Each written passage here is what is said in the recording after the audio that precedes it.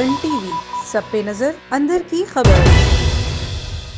बिस्मिल्लाहिर्रहमानिर्रहीम, अस्सलाम वालेकुम नाज़रीन। A1 टीवी की स्पेशल ट्रांसमिशन में खुशामदीद।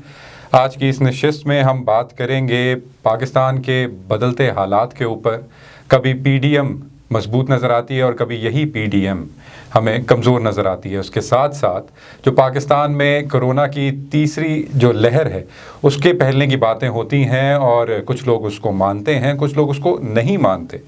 पाकिस्तान के जहाँ पे अंदरूनी कहीं महाज खुले हुए हैं, वहीं पर बैरूनी सतह पर भी पाकिस्तान को कई महाजों का सामना है। मेरा नाम है मामून रशीद और इस नशिस्त में मेरा साथ देंगे डॉक्टर इमरान अशरफ। सर अस्सलाम वालेकुम। वालेकुम अस्सलाम। अच्छा सर, बात शुरू करते हैं PDM की। जो आजकल के हालात चल रहे हैं, एक बहुत मजबूत तंजीम हमें नज़र आ रही थी और एक पूरा जो इनका मिशन था वो लेकर चल रहे थे और वो तो काफ़ी हद तक यकीन कर रहे थे कि हुकूमत गिर जाएगी और वो हुकूमत को गिराने में कामयाब हो जाएंगे। लेकिन एकदम से हुआ क्या, और अब हमें PDM जो काफ़ी मजबूत थी अब हमें टूटती हुई नज़र आ रही है। Mamun, thank you. देखना ये होता है कि कोई भी जो तहरीक है उसके मकासद क्या हैं, नंबर 1। नंबर 2, फिर उन मकासद के साथ उन्होंने कौन सा स्लोगन, कौन सा नारा साथ दिया है जो आवाम को अट्रैक्ट कर सके। और जो तीसरी बात है वो ये है कि फिर लीडरशिप और हायरार्की ऑफ लीडरशिप वो क्या है। सही। अब इसमें अगर PDM को हम इन 3 कंपोनेंट्स के ऊपर एनालाइज करें, इनका हम एनालिसिस दें, तो हमें नज़र ये आता है कि जो मकासद थे उसमें सबसे अहम मकसद ये था कि नैब के केसेस का खात्मा। उसके ऊपर PDM गवर्नमेंट के साथ बैठना चाह रही थी और गवर्नमेंट उसके लिए तैयार नहीं थी। और जो इम्पोर्टेंट चीज़ है वो ये है कि स्लोगन, कोई बहुत पॉपुलर स्लोगन PDM की लीडरशिप दे नहीं सकी गवर्नमेंट को, सिवाय इसके कि महंगाई की, और जिसको गवर्नमेंट ने एडमिट करके फिर उसके ऊपर स्टेप्स लेना शुरू कर दिए। अब हम तीसरी बात देखते हैं और वो ये है कि गवर्नमेंट को चैलेंजेस देने के लिए, गवर्नमेंट को टफ टाइम देने के लिए PDM की लीडरशिप। तो मौलाना फजलुर रहमान साहब बहुत बड़े लीडर हैं, सियासी उनकी अपनी एक हैसियत है, लेकिन उनकी नेशनल लेवल के ऊपर हमने देखना ये होगा कि उनके कितने फॉलोअर्स हैं, उनका वोट बैंक कितना है, कितने लोग उन्हें फॉलो करते हैं मदारिस के अलावा। सो उनके हाथ में PDM की जो लीडरशिप जाना है वो PDM के लिए यकीनन एक बहुत बड़ा सवाल था। और बज़ाहिर यही लगता है कि ज़ाहिर है कि वो PDM को उस तरह लेके चल नहीं सकते, क्योंकि बड़ी पार्टीज़ जो थी, जिस तरह मुस्लिम लीग नून है या पीपल्स पार्टी है, उसकी लीडरशिप को कन्विंस नहीं कर पाते थे, क्योंकि उनके पास आवाम की ताकत उस कदर नहीं थी जितनी नून लीग या पीपल्स पार्टी के पास थी। So that's why this is the reason. बिल्कुल सही कह रहे हैं आप। लेकिन जहाँ पे आपने बात की जो बड़ी जमातें हैं उनकी लीडरशिप को सामने आना चाहिए था, तो हम बात यहाँ से शुरू करते हैं कि नवाज शरीफ को क्या वाकई में वापस आना चाहिए, या अब उनकी उम्र गुजर गई है और मरीम नवाज़ में इतनी कैपेबिलिटी है कि वो इस पूरी बड़ी जमात को आगे लेके चल सकें। देखिए, जहाँ सियासत को खिदमत के नारे से तशबीह दी जाती है और ताबीर किया जाता है इससे, तो मेरा ख्याल है कि उसके लिए कोई उम्र की कैद तो नहीं है। तो मियाँ नवाज़ शरीफ हों या कोई और लीडर हो, उसको अगर आवाम के मसाइल को हल करना है तो उसको तमाम चैलेंजेस का मुल्क के अंदर रह के सामना करना चाहिए, और अगर केसेस भी हैं तो मियाँ साहब को यहाँ आकर उनको फेस करना चाहिए। तो सर,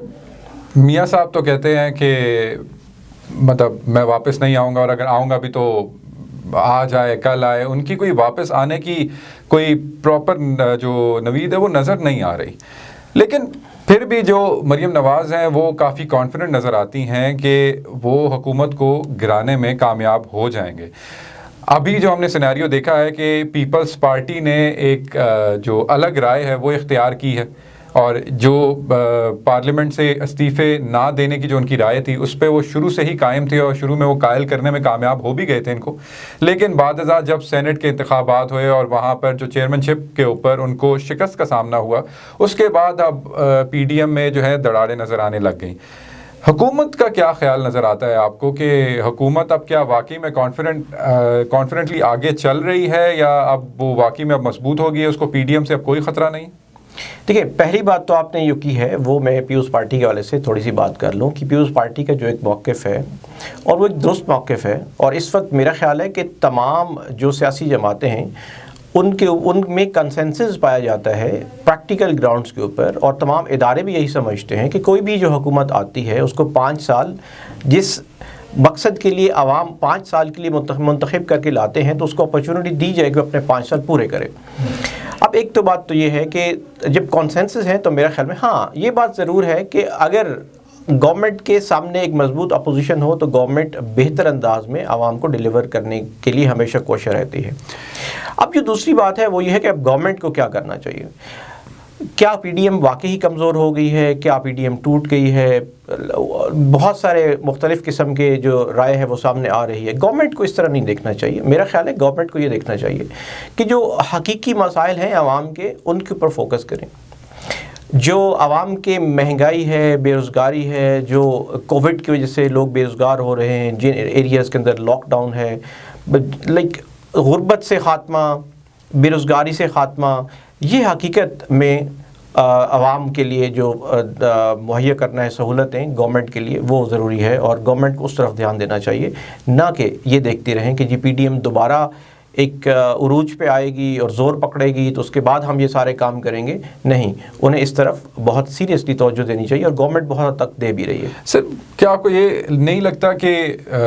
پی ڈی ایم کے جو شروع میں مضبوط ہونے کی وجہ یہ یہی تھی کہ حکومت کی جو کارکردگی تھی وہ اس طرح سے نہیں رہی جس طرح وہ الیکشن سے پہلے بولتے رہے تھے کہ ہم 90 دن میں یہ کر دیں گے، 100 دن میں یہ کر دیں گے، اور آج 2.5 سے زیادہ سال گزرنے کو ہیں، اس طرح سے ہمیں کوئی کارکردگی نظر آتی نہیں ہے حکومت کی، جس کی وجہ سے پی ڈی ایم اتنی مضبوط ہوئی ہے اور اپوزیشن کو یہ باتیں ملی ہیں کہ وہ ان کے خلاف آواز اٹھا سکیں۔ جی بالکل، گورنمنٹ کو بالکل پہلے 2 سے 2.5 سال جو ہے ابھی تک ہم کچھ ٹائم پہلے تک اگر دیکھ لیں تو گورنمنٹ کی توجہ ساری کی ساری جو ہے، جو ریٹرک تھا گورنمنٹ کا، خاص طور پہ جو پرائم منسٹر صاحب ہیں ان کا صرف اور صرف نیب کیسز مرکز تھا، اور اس کی وجہ سے تمام کی تمام جو ایکٹیویٹی تھی وہ نیب کیسز کے گرد اور کرپشن فری پاکستان کے گرد گھوم رہی تھی، جس میں بائی ڈیفالٹ یہ ہوا کہ جو عوام تھی وہ اپنے ان کو وہ سہولیات مہیا کرنے میں حکومت ناکام رہی یا بہت حد تک کامیاب نہیں ہو سکی اگر ہم یہ کہیں۔ اب یہ ہے کہ گورنمنٹ بہت سارے اچھے اقدام بھی کر رہی ہے۔ ابھی ریسنٹلی پرائم منسٹر نے لوگوں کو 1500 گھر تقسیم کیے ہیں، اس کے علاوہ سبسڈیز جو ہے کچھ فوڈ آئٹمز کے اوپر گورنمنٹ پلان کر رہی ہے، اور آنے والے دنوں میں ہمیں نظر آئے گا۔ ہاں ابھی کچھ مسائل ضرور ہیں، جس طرح میڈیسنز ہیں جو اس کے اندر گورنمنٹ کو سوچنے کی ضرورت ہے، جو بے روزگاری بڑھ رہی ہے اس کے اندر گورنمنٹ کو سوچنے کی ضرورت ہے، جو وہ علاقے ہیں کہ جہاں پر آپ سہولیات کا دیگر تعلیمی یا صحت کی سہولیات کا فقدان ہے وہاں پر ان سہولیات کو پہنچنا چاہیے، روڈز جہاں بننے چاہیے وہ روڈز ان کو بنانے چاہیے۔ تو جو آلریڈی ایکسکلوڈڈ پارٹ ہے نا سوسائٹی کا، جو غربت کی وجہ سے ہوا ہے یا کسی اور ریزن کی وجہ سے ہوا ہے، اس کو انکلوڈ کرنے کی ضرورت ہے۔ انکلوسیویٹ کے ساتھ گورنمنٹ اگر چلے گی تو یس اٹس گڈ۔ ہاں یہ ہم ایک بات میں آپ سے ضرور کہوں گا کہ اب یہ گورنمنٹ کی اپروچ یہ ہونی چاہیے کہ اب ان تمام سیاسی پارٹیوں کو ٹیبل کے اوپر کیسے لایا جائے اور ان کو کس ایجنڈے کے اوپر ٹیبل کے اوپر لایا جائے۔ اس میں سب سے امپورٹنٹ اور جو سب کا جو کامن انٹرسٹ ہے وہ ہے انتخابی اصلاحات۔ جی تو انتخابی اصلاحات کے اوپر ہی ان کو بٹھائیں اور سب کے ساتھ بات کریں، اور میرے خیال میں بات چیت سے ہی آگے بڑھنا چاہیے۔ سر یہیں پہ تو مسئلے مسائل آتے ہیں کہ انتخابی اصلاحات کی جب بات آتی ہے تو 10 رائے آ جاتی ہیں۔ ہم اس کو جمہوریت کا حسن ضرور کہہ سکتے ہیں، لیکن کوئی ایک مخصوص بات کیا ہوگی ویسی جس پہ ساری پارٹیاں اتفاق کریں، حکومت بھی اتفاق کرے اور اپوزیشن بھی اتفاق کرے اور کوئی ایک لاہ عمل بنایا جا سکے؟ تمام جماعتیں ان کو بیٹھنا چاہیے اور گورنمنٹ کو کوشش بھی کرنی چاہیے کہ وہ ان کو بٹھائے، جس میں ایک تو ہم نے کہا انتخابی اصلاحات ہے، اس کے علاوہ تعلیمی اصلاحات ہے، اس کے علاوہ پولیس ڈپارٹمنٹ کے اندر اصلاحات کی ضرورت ہے، تو سول سروسز کے اندر اصلاحات کی ضرورت ہے۔ تو یہ بہت سارے جو اصلاحات ہیں، جو کانسٹیٹیوشنل امینڈمنٹس ہیں، جو کسی ڈپارٹمنٹ کو ریفارم کرنے کے لیے جو آپ کو ضروری لیجسلیٹو میئرز لینے ہیں، وہ اس کے لیے تو سب کو بیٹھنا چاہیے۔ چلے ہم مانتے ہیں کہ باقی چیزوں کے لیے آپ کو فائننس چاہیے، اگر آپ نے لوگوں کو سہولیات مہیا کرنی ہے تو آپ کو پیسے چاہیے تاکہ آپ لوگوں کو سہولیات مہیا کر سکیں، لیکن جو اصلاحات ہے اس ایجنڈے پہ تو لایا جا سکتا ہے۔ الیکٹورل ریفارمز کی بات ہم نے کی تو سب سے پہلے تو یہاں سے سٹارٹ کرنا چاہیے، اور پھر ساتھ ساتھ باقی تمام اصلاحات جو ہم نے ذکر کیا وہاں اس کو بھی اس پہ لے کے آنا چاہیے اس ایجنڈے کے اوپر۔ اچھا تو ڈاکٹر صاحب آپ تھوڑی سی بات کر لیتے ہیں کووڈ 19 کے بارے میں، اور جو تیسری لہر ہے وہ اب پھیلی گئی ہے اور پاکستان کے کچھ مخصوص شہر ہیں اور وہاں پہ اس کو جو لاک ڈاؤن ہے دوبارہ سے نافذ کیا گیا ہے، تعلیمی اداروں کو بند کر دیا گیا ہے اور کچھ جو سمارٹ لاک ڈاؤن کی جو ایک پلان ہے وہ امپلیمنٹ کر دیا گیا ہے. تو اس کے بارے میں تھوڑا سا میں بات کرنا چاہوں گا اور آپ سے سوال کرنا چاہوں گا کہ آپ کے خیال میں سمارٹ لاک ڈاؤن کیا ایک واقعی میں فائدہ مند چیز ہے اور اس سے کیسز کنٹرول ہوتے ہیں؟ دیکھیں، پاکستان نے ان ممالک میں سے پاکستان ایک ملک ہے جس نے اسمارٹ لاک ڈاؤن کو انٹروڈیوس کروایا ہے کووڈ-19 کو ڈیل کرنے کے لیے، اور پاکستان کو اس پہ WHO نے بھی اور بہت سارے اور اداروں نے بھی دنیا میں سراہا ہے، اور ہمارے ہاں اس میں ہم نے اس کو سکسیسفلی اپنے پریویس فیز کے اندر امپلیمنٹ کیا ہے. تو اس لیے اگر ہم اس فیز کے اندر بھی تھرڈ جو ویو آئی ہے کووڈ کی، اور یہ بہت سویئر ویو ہے، اس کے اندر ہم اس کو اگر امپلیمنٹ کرتے ہیں اور یہ یقیناً جو ہے وہ کامیابی کی طرف اس لیے جائے گا کہ پریویسلی ہم اس کو ایکسپیرینس کر چکے ہیں. اب دوسری جو بات ہے وہ یہ ہے کہ عوام سے میں ریکویسٹ یہ کروں گا کہ اس کو سیریس لینا چاہیے کووڈ-19 کو، اور جو تمام گورنمنٹ کی بتائی گئی جو تدابیر ہیں کووڈ-19 سے ڈیل کرنے کے لیے اس کو ان کو ہمیں اپنانا چاہیے. وہ ماسک ہے، ہینڈ سینیٹائز کرنا ہے، سوشل ڈسٹینسنگ ہے، اور بھی اگر گورنمنٹ کچھ اور دوسرا ہے کہ ویکسین جو ہے اس کو گورنمنٹ اپنی کوئی اسٹریٹجی بنائے کہ اب کس طرح لوگوں کو زیادہ سے زیادہ لوگوں کو کس طرح ویکسین دی جا سکتی ہے تاکہ ہم اس سے بچ سکیں. اچھا سر، ویکسینیشن کے اوپر تو بعد میں آتے ہیں، لیکن پہلے جو عوام کا رد عمل ہے اس کے بارے میں بات کر لیتے ہیں. کووڈ-19 سے جہاں پوری دنیا کے جو اکانومی ہے اس کے اوپر امپیکٹ آیا ہے، اس پہ اثر آیا ہے، لیکن پاکستان کے اوپر بھی اس کا کافی گہرا اثر آیا ہے، اور حکومت نے بھی کافی حد تک ایک اسٹریٹجی بنائی تھی جس میں اس نے پیٹرول کی پرائسز کم کر دیں، جو اپنی کچھ انڈسٹریز ہیں ان کو فائدے پہنچائے، ان کو کھول دیا اور ابھی کے لیے بند کر دیا. لیکن پھر بھی عوام کچھ سیٹسفائی نظر نہیں آتی. وہ کہتی ہیں کہ ہمیں جو ہے ہماری جو معیشت ہے اس کو تباہ کر دیا گیا. PDM بھی اس چیز کا فائدہ اٹھاتی ہے کہ کورونا کے دوران جو معیشت کی تباہ کاری ہے وہ حکومت کی ذمہ داری ہے ساری، اور حکومت جو ہے ٹوٹلی ناکام ہو گئی ہے. عوامی ایک جو نظریہ ہے اس کے بارے میں آپ کیا کہیں گے کہ کیا واقعی میں اس کا امپیکٹ ہوا ہے معیشت کے اوپر؟ جی، معیشت کے اوپر تو پوری دنیا کے اندر اس کا امپیکٹ ہوا ہے، اور پاکستان کے اندر بھی اس کا امپیکٹ ہوا ہے. اس میں غربت میں بہت اضافہ ہوا ہے. جو ہم رپورٹس دیکھتے ہیں یونائٹڈ نیشنز کی اور UNDP کی، وہ رپورٹس ہمیں یہ بتاتی ہیں کہ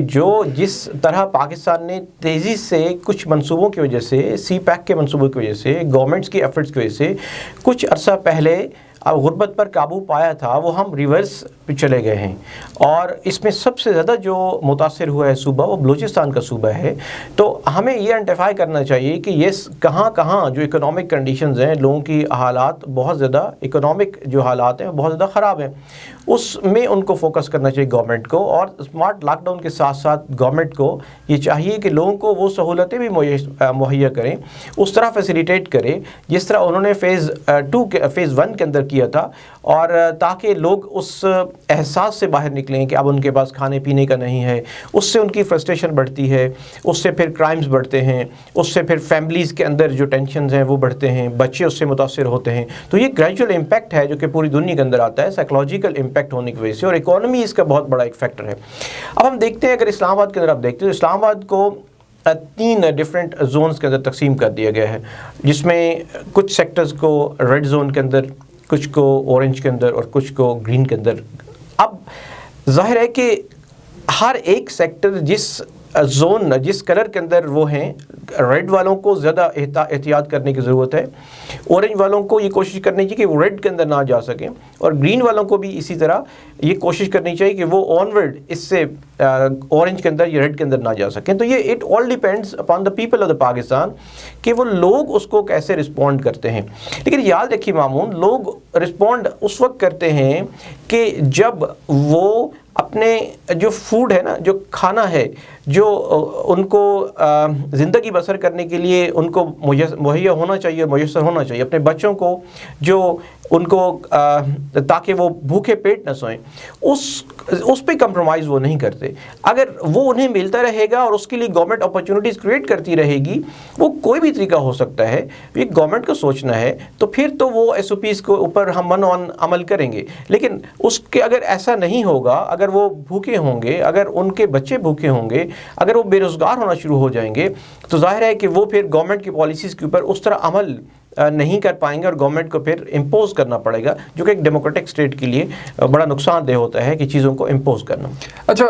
امپوز کرنے کی جہاں پہ بات آئی تو تھوڑی ویکسینیشن کی بات کر لیتے ہیں۔ پاکستان اس وقت ساؤتھ ایشیا میں سب سے لو سطح پر ہے کہ پاکستان میں روز کی بنا پر صرف 100 ویکسینیشن ہوتی ہیں، اگر آپ پرسنٹیج پوری بنائیں جو ہماری ٹوٹل آبادی ہے اس کے مطابق۔ پاکستان میں ویکسینیشن کی طرف جو رجحان ہے لوگوں کا وہ بڑا ایک عجیب سا آتا جا رہا ہے۔ کچھ لوگ اس کے بارے میں خیال رکھتے ہیں کہ ویکسینیشن کے تھرو کوئی چپ گھسا دی جائے گی، ویکسینیشن کے تھرو کوئی یہودی سازش ہو رہی ہے اور اس ویکسینیشن سے بندہ اور بیمار ہو جاتا ہے، تو یہ کیا چل رہا ہے؟ دیکھیے، ویکسین جو ہے اس کے لیے تو ویکسینیشن کے پروسیس کو تیز کرنے کے لیے اس کے تو گورنمنٹ کو کچھ سٹیپس لینے چاہیے۔ گورنمنٹ کو اویئرنیس کریٹ کرنی چاہیے تھرو میڈیا ٹاکس، اور ان کے جو گورنمنٹ کے آفیشلز ہیں، میں کچھ ٹائم سے ابھی دیکھنا شروع ہو گیا ہوں کہ یہ اسد عمر، یہ ڈاکٹر یاسمین راشد ہیں پنجاب کے اندر، وہ آ کے میڈیا سے بات کرتے ہوئے اس کے اوپر اویئر کرتے ہیں، اور اب کچھ میڈیا نے ڈاکٹرز کو بلانا سٹارٹ کیا ہے۔ تو یہ گورنمنٹ کا انیشیٹو ہونا چاہیے۔ گورنمنٹ کو سب سے پہلے تو لوگوں کو اویئر کرنا چاہیے، ویکسین کیسے لگے گی ان کو، اور اس کی کتنی ڈوزز ہیں، اس کے بعد اس کے امپیکٹ کیا کوئی آ سکتے ہیں، اس کے لیے انہیں کہاں جانا ہے۔ آپ دیکھیں کہ اگر ہاسپٹلس کے اندر لیٹ سپوز کہ اگر ہم پچھلے ویک کی بات کریں تو جو لاہور ہے اور کچھ اور ایسے علاقے ہیں جو کہ بہت بڑے شہر ہیں پاکستان کے اندر، اس پہ ہم نے دیکھا کہ بوڑھے اور خواتین اور لوگ ایک بہت لمبی قطاروں کے اندر لگے ہوئے ہیں، جس سے قطار بنانا is not a big issue, وہ اچھی چیز ہے، میں اس پہ آبجیکشن نہیں ہے۔ مجھے یہ ہے کہ کووڈ کے اندر جب آپ نے ایک ایس او پی دی ہے تو وہاں پہ آپ نے باقی اس کو ہیلتھ ڈپارٹمنٹ کے ود ان ہیلتھ ڈپارٹمنٹ اس کو ویکسینیشن کے پروسیس کے لیے اس کو کیسے امپلیمنٹ کیا ہے کہ لوگ ایک دوسرے کے اوپر لائن کے اندر چڑھ کے کھڑے ہیں اور کوئی ایس او پیز کا خیال نہیں رکھا جا رہا، اور سینیٹیشن کا کوئی اس کا کوئی خیال نہیں رکھا جا رہا، سینیٹائزیشن کا۔ اور مطلب اگر ہم ہمارے یہاں اسلام آباد کی بات کریں، اور یہاں پہ جو ہمارا سب سے ایک امپورٹنٹ ادارہ ہے نیشنل ہیلتھ سروسز کا، NIH کا، تو انسٹیٹیوٹ آف ہیلتھ سروسز، تو اس کے اندر بھی اگر ہم جائیں اور وہاں پہ ویکسینیشن کا جو عمل ہے اس کو دیکھا جائے تو اس میں بھی کافی مسئلے مسائل ہوتے ہیں، کوئی بھی سینیٹائزیشن کا خیال نہیں رکھا جا رہا اس کے اوپر،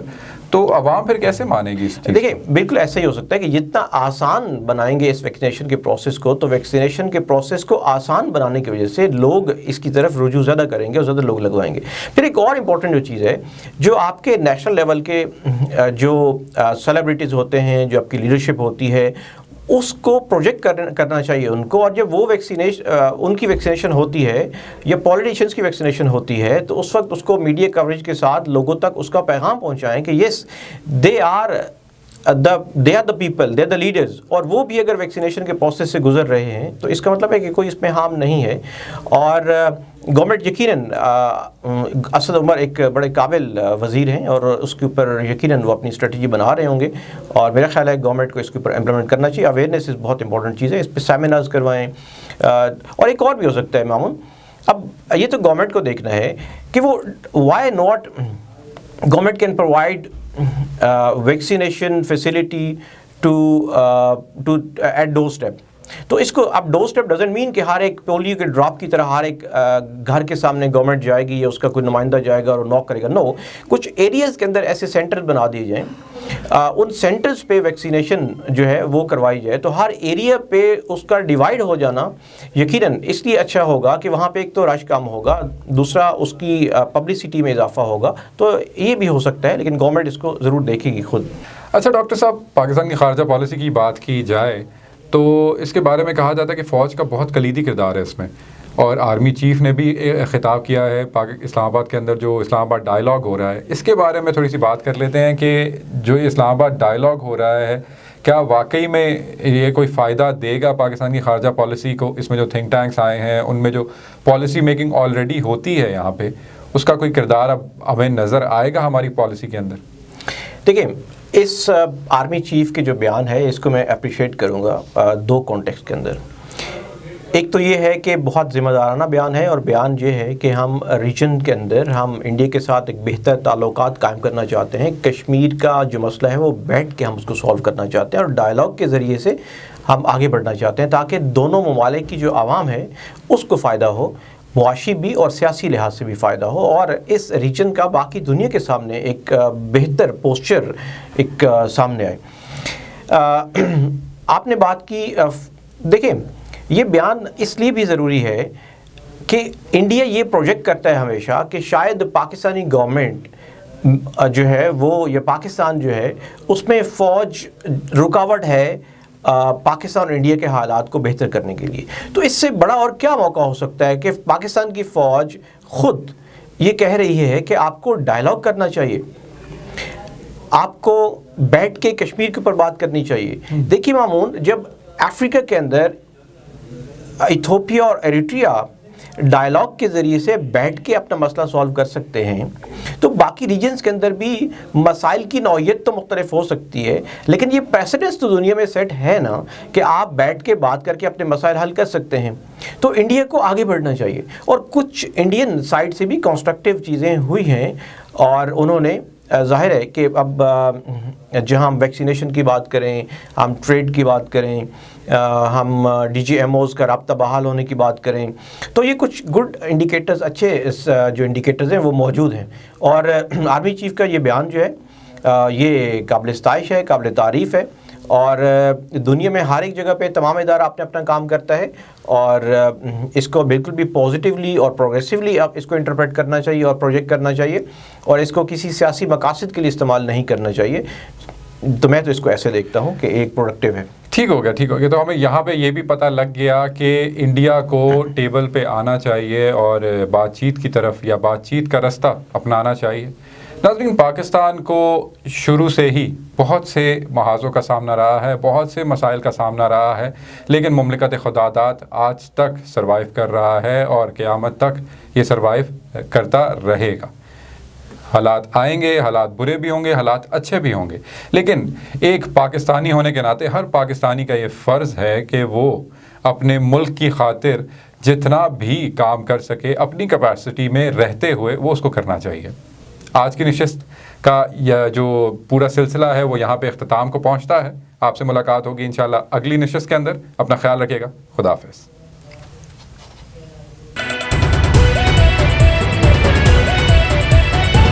A1 TV، سب پہ نظر، اندر کی خبر۔